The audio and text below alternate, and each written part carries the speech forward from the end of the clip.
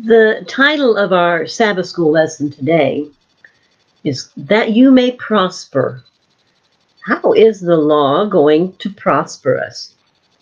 You remember what it says at the end of 1 Corinthians 13, the love chapter?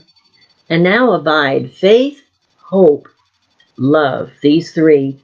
But the greatest of these is love. Well, we've talked about love as seen in the law quite a bit. But now let's talk about faith and hope. The first chapter of Joshua tells us that obedience to the law brings us success and prosperity. But let's go to the faith chapter, Hebrews 11. In Hebrews 11, we find many people of great faith, and while some experienced miraculous delivery from death and illness, others suffered enormously for obeying God. Where was their prosperity? How were they able to have such faith then? Well, evidently they also had hope. Abraham says, it says about Abraham, he waited for that city whose builder and maker is God. And Moses suffered affliction with the people of God by looking forward to the reward.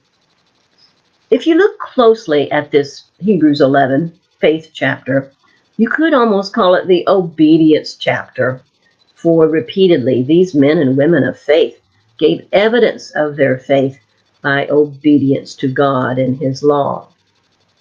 That's why all the way to the end of time, we will find God's saints having faith and obedience.